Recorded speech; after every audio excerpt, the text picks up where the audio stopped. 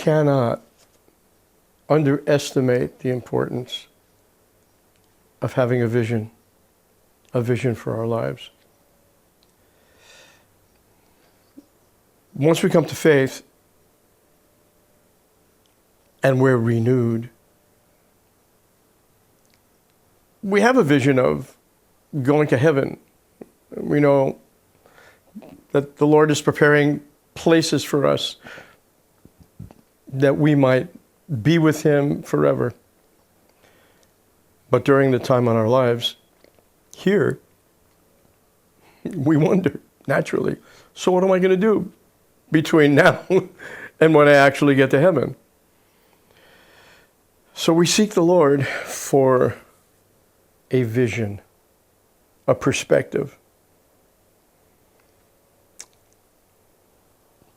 Vision.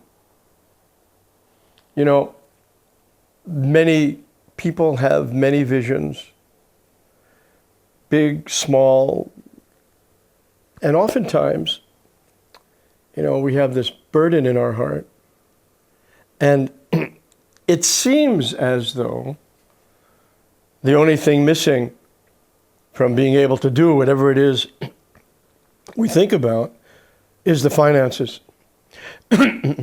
Well, over the years, we've been involved with various projects and activities. And I think we've seen something that's rather, I want to say, freeing, that explains this process of the actualization of a vision. There are 4 steps. First is receiving a vision. And what we found, and I think you'll all be able to relate to this pretty easily, is over time, as we sit with the vision, the idea, the concept, it often shapes and changes, takes on different characteristics. God has something that He desires to come forth.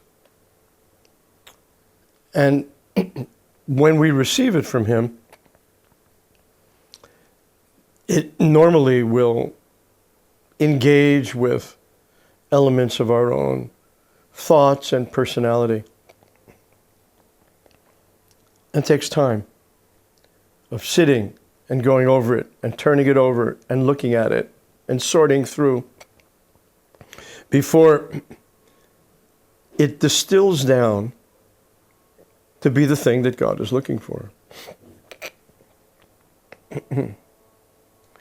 So, looking at it from His perspective, as He releases vision, He's giving it to a particular person.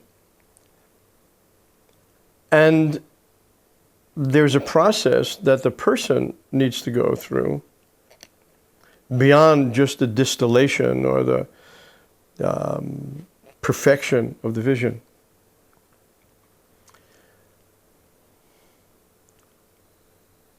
Are we able to stand as God is calling us to step into something?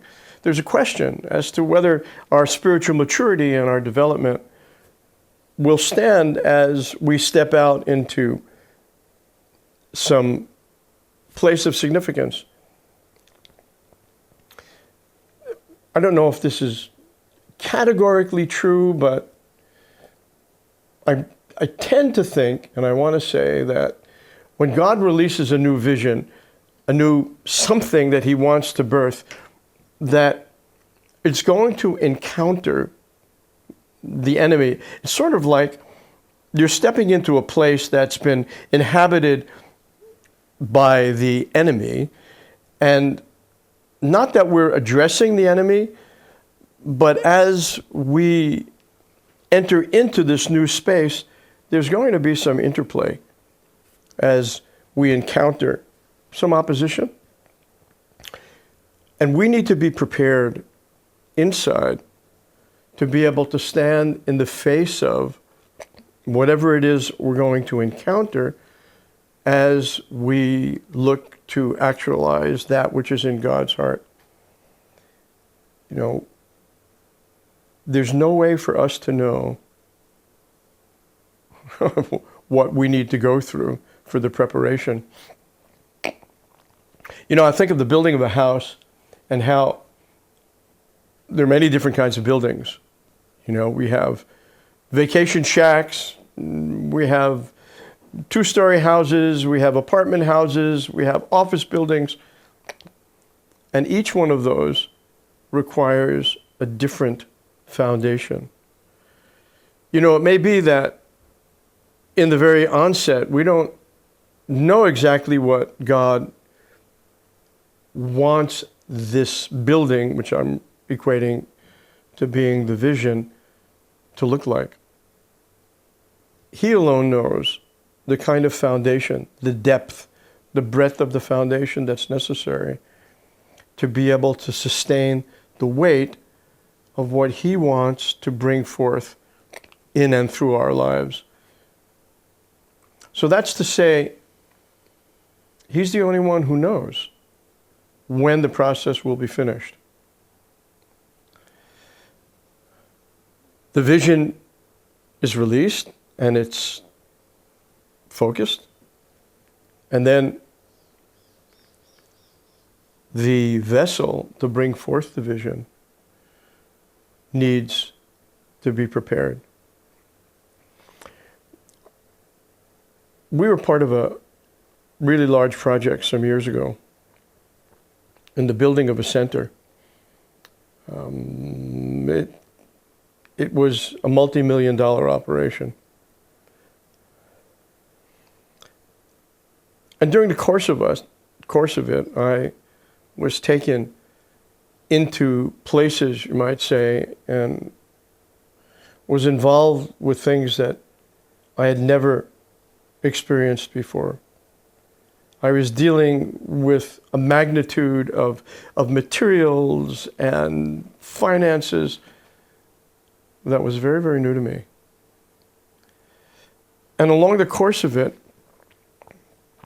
I got to a point where I saw that I wasn't doing very well.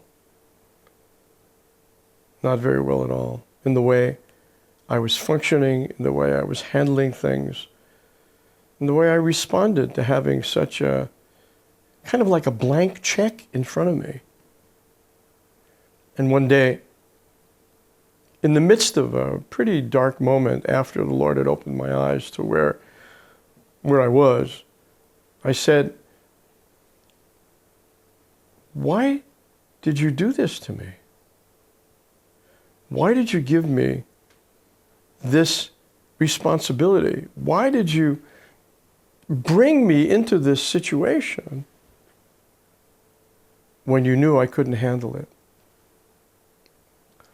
You know, at the time that I had asked him that, I had already been a month since the moment where he opened my eyes to see the state of my soul, you know, and essentially to find out that I was not where I thought I was.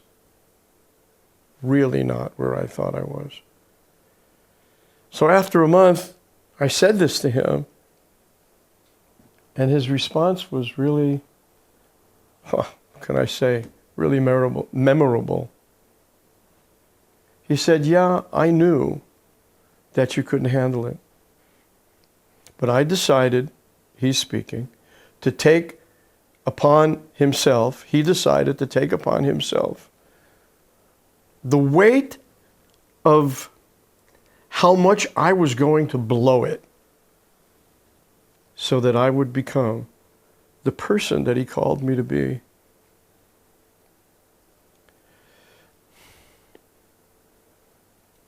The third element in the actualization is the timing.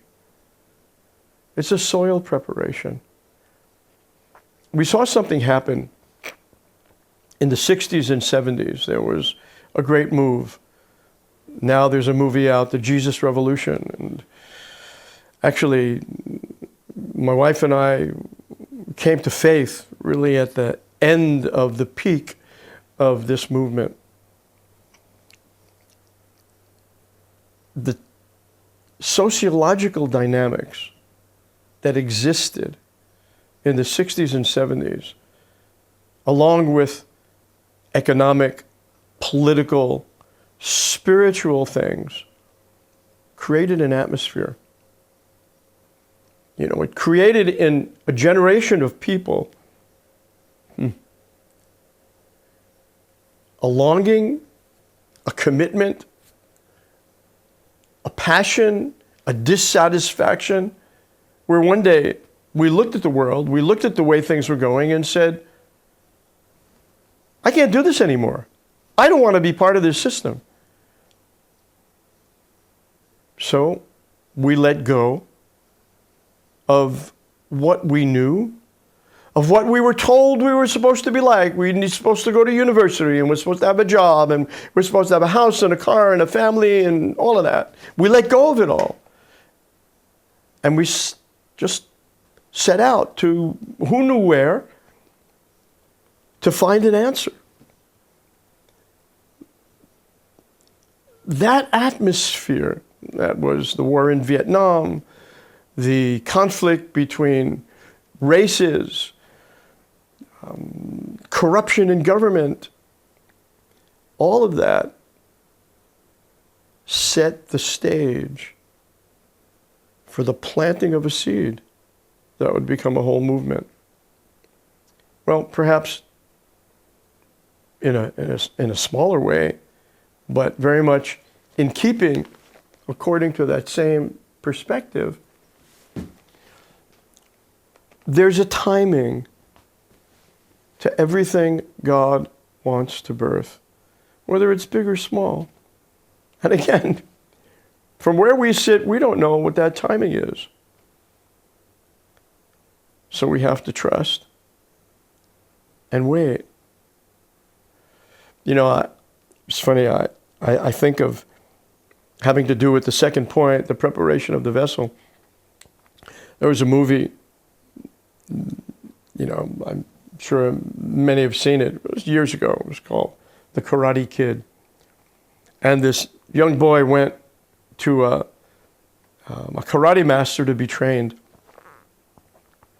So along the way, this master has him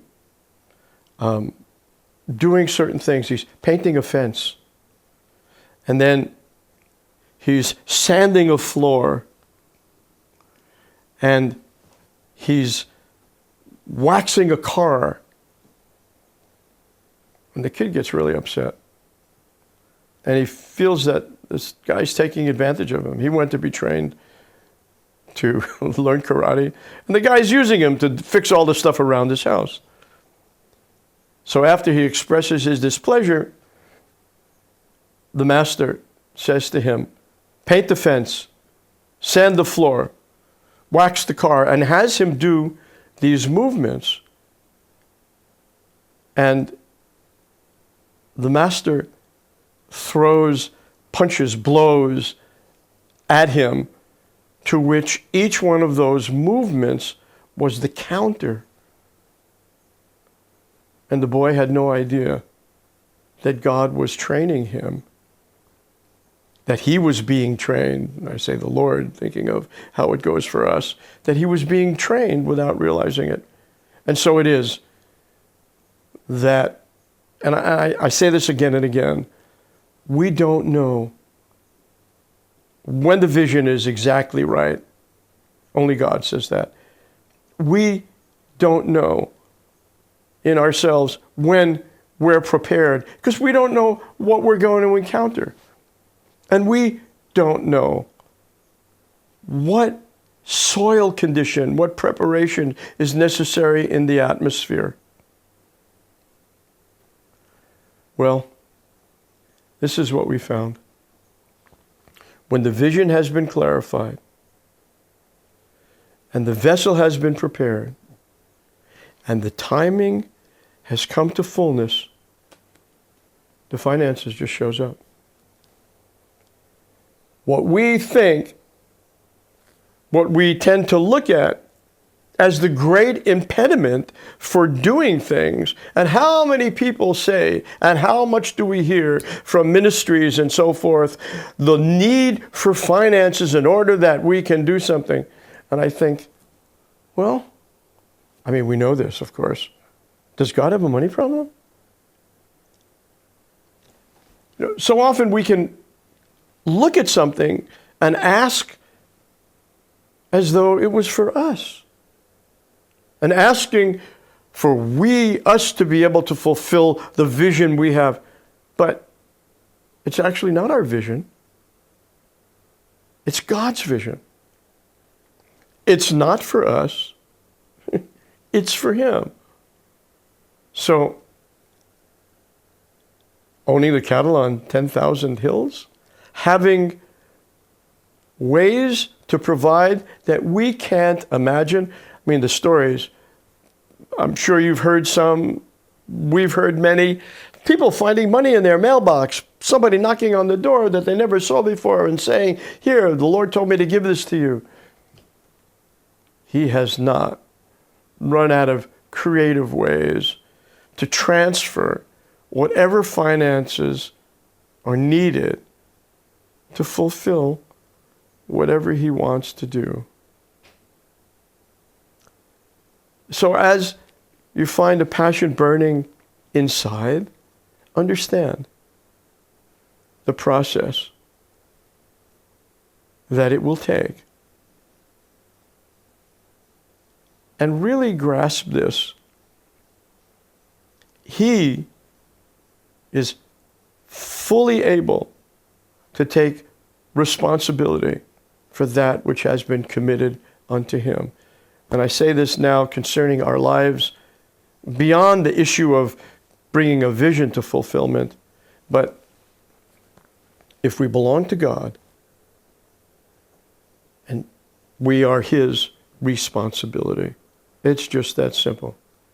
And any vision that He desires to see come forth, He has the ability to provide for it fully in His time.